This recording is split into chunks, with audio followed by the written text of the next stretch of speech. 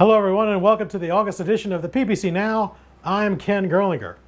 Well, all the practices are over and all the camps have concluded and the regular season is upon us. PBC men's soccer, women's soccer, volleyball, cross country, and golf are in season, and our journey towards the PBC championships in each of those sports has begun. In August, we asked each coach's group to fill out a preseason coaches poll. We released those in the middle of the month, and here were the results. In men's cross country, it was UNC Pembroke gaining the top spot after winning the PBC title last year. Augusta University was second in the poll, with Columbus State in third. Flagler and Georgia College were tied for fourth. To women's cross country, two-time defending PBC champion Montevallo was the coach's selection to repeat as PBC champions. The Falcons are also ranked at the top of the Southeast Region poll and earned the program's first preseason national ranking at number 19 in the USTF CCAA preseason poll. In the coaches poll, it was North Georgia in second, with UNC Pembroke third, Flagler in fourth, and Augusta University in fifth. To men's soccer, and PBC coaches picked three-time defending regular season champions Young Harris to the top of the poll once again. Young Harris is also the only men's team to nab a preseason national ranking, as they are tied for ninth in the nation in the NSCAA preseason top 25. In the PBC poll, Lander was ranked second after reaching the PBC tournament final last year, with Flagler in third, Francis Mary in fourth, and USC Aiken in fifth. Clayton State was sixth, with Montevallo seventh, and North Georgia eighth in the preseason coaches poll. To women's soccer, and it's no surprise that following their most successful season ever, the Columbus State Cougars were at the top of the PBC coaches poll. The Cougars reached the national championship game last year and in return a large part of that team this season.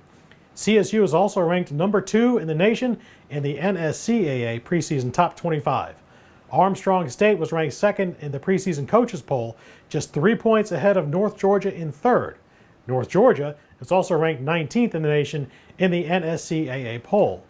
Flagler was fourth in the coaches poll, with Georgia College in fifth.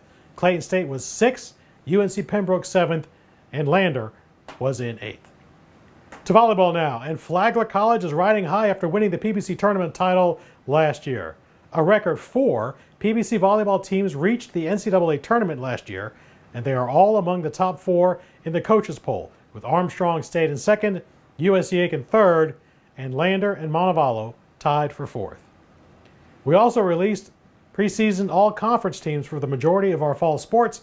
You can read all about the players selected on the PBC website. The PBC held its new coaches seminar in July, and we talked about that on our last episode, but since then, there have been several more new coaches brought into the league. At Armstrong State, Kim Dean was named the new softball head coach.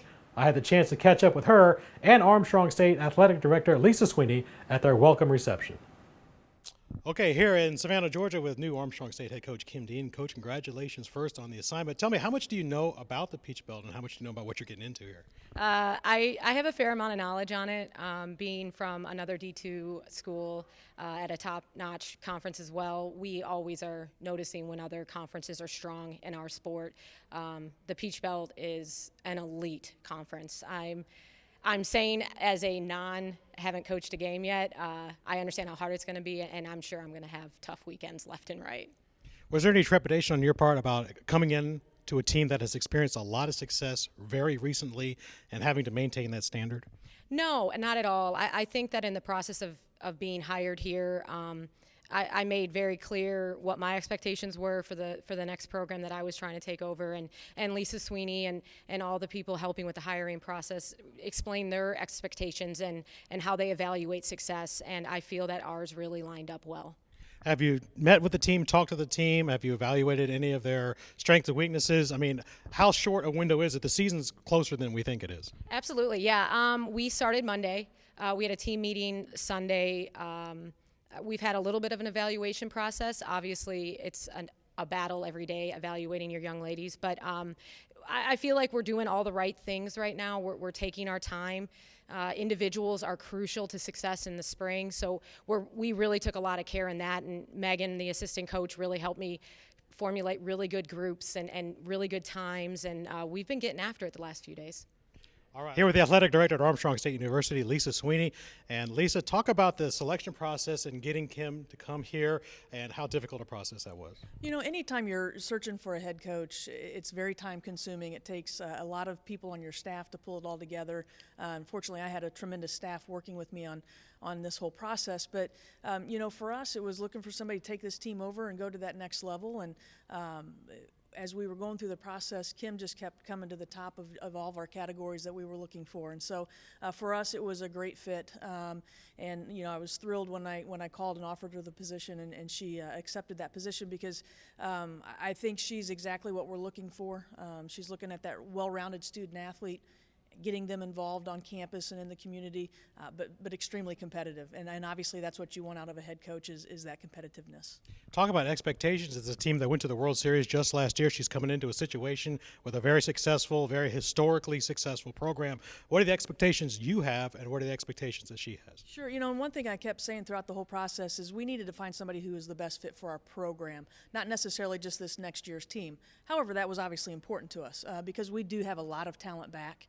We've got some great recruits that have joined this squad. So we have the potential to be a very, very good ball club this year. You know, those things like staying healthy always plays into it. But I think if we stay healthy and these young ladies gel, we're going to have a good run. We obviously have a lot of competition within our own league, let alone the region, to advance on to a College World Series. And so we never set that as a goal. I don't as an AD, but I want them to work on those things that are going to help us get there and hope that if everything falls into place, we'll have that opportunity to go back to the College World Series again with this team. The talent's there's a lot that plays into it. Like I said, you got to stay healthy. Sometimes a little luck falls into it, you know, and everybody's going to be outgunning for us now. You know, we had that chance to go last year, and I certainly know the schools in our league are going to be coming after us. So for us, I tell the student athletes all the time, enjoy the journey. So let's work hard, do the things we need to do to prepare ourselves to go to the College World Series, and go out there and play as hard as we can. When we walk off the field, win or lose, we'll hold our heads high and say that we did the best that we could do, and hopefully that best will land us back at College World Series. All right. Thank you very much. We appreciate it. The PPC also welcomes Jason Burke as the new head baseball coach at Lander University and Chris Howell as the new baseball coach at Augusta University. Some other news items from around the league. The PBC reached a partnership agreement with Blue Jeans to become the official video communications partner of the PBC. The Peach Belt is the first Division II partner for the rapidly growing technology company.